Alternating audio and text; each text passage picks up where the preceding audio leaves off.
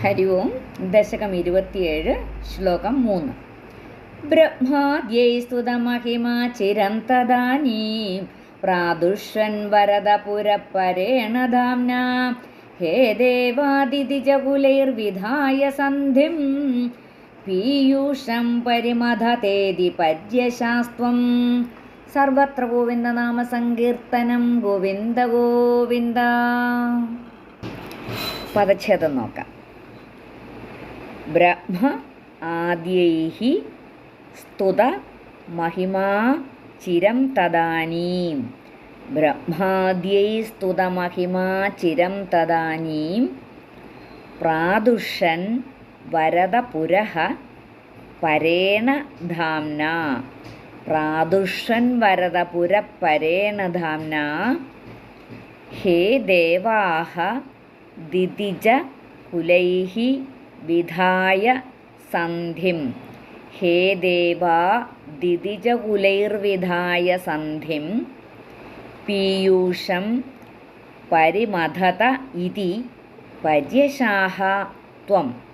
പീയൂഷം പരിമഥതേതി പര്യശാസ്ത്വം. ബ്രഹ്മാദ്യൈ സ്തുതമഹിമാ ചിരം തദാനീം പ്രാദുഷ്യൻ വരദപുരപരേണ ധാംനാ ഹേ ദേവാദിതിജകുലൈർവിധായ സന്ധിം പീയൂഷം പരിമഥതേതി പര്യശാസ്ത്വം. ശ്ലോകം 3 അന്വയവും അർത്ഥവും നോക്കാം. ശ്ലോകം 2 നമ്മൾ എന്താ പറഞ്ഞത്? ആ ശിവൻ തുടങ്ങിയ എല്ലാ ദേവന്മാരും ബ്രഹ്മാവിൻ്റെ അടുക്കൽ ചെന്നു.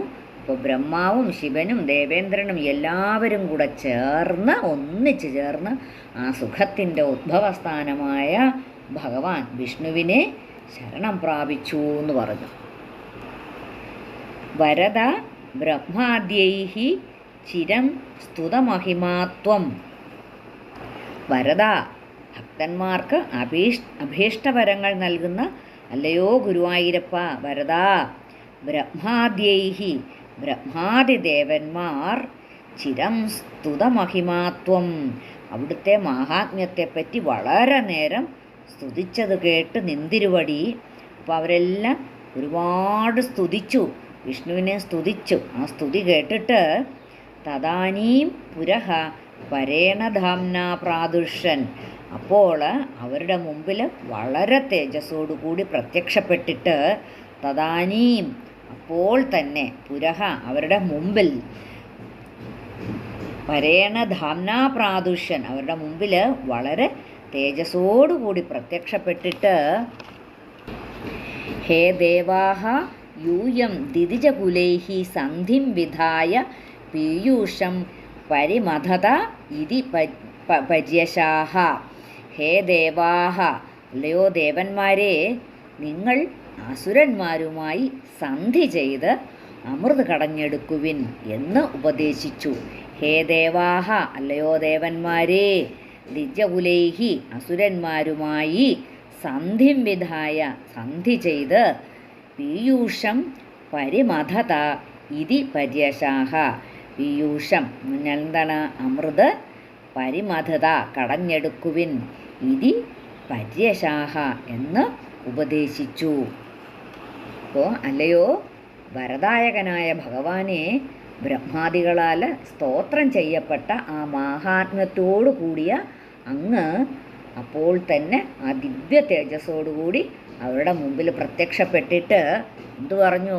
അല്ലയോ ദേവന്മാരെ, നിങ്ങൾ എത്രയും വേഗത്തിൽ ദൈത്യന്മാരോട് കൂടിയിട്ടൊരു സന്ധിയൊക്കെ ചെയ്ത് അമൃതമഥനം ചെയ്താലും, അപ്പോൾ ഈ അമൃത് സേവിച്ചാൽ നിങ്ങളുടെ സങ്കടമെല്ലാം തീരും. ആ ശത്രുക്കളായ അസുരന്മാരുടെ സഹകരണവും കൂടെ നേടിയാലേ ആ പാലാഴി കടഞ്ഞ് അമൃത് സമ്പാദിക്കുവാൻ സാധിക്കുകയുള്ളൂ. അപ്പം ഇങ്ങനെ ഇത് പാലാഴി കടയണമെങ്കിൽ എന്താ വേണ്ടത്? കടകോലിന് മന്ദരപർവ്വതം വേണം, കടയുവാന് കയറിന് വാസുകി വേണം എന്നാണ് ഭഗവാന്റെ ഉപദേശം. ഭാഗവതത്തിൽ അഷ്ടമസ്കന്ധം 5-ാം അധ്യായത്തിൽ ഒടുവിൽ 25 ശ്ലോകം കൊണ്ട്, പിന്നെ 6-ാമത്തെ അധ്യായത്തിൽ 8 ശ്ലോകം കൊണ്ടും ബ്രഹ്മാവ് ഭഗവാനെ സ്തുതിക്കുന്നുണ്ട്. ब्रह्माद्यै स्तुतमहिमा चिरं तदानीं प्रादुष्यन् वरदपुरःपरेण धाम्ना हे देवादितिजकुलैर्विधाय सन्धिं पीयूषं परिमथतेति पर्यशास्त्वं सर्वत्र गोविन्दनामसङ्कीर्तनं गोविन्द गोविन्द.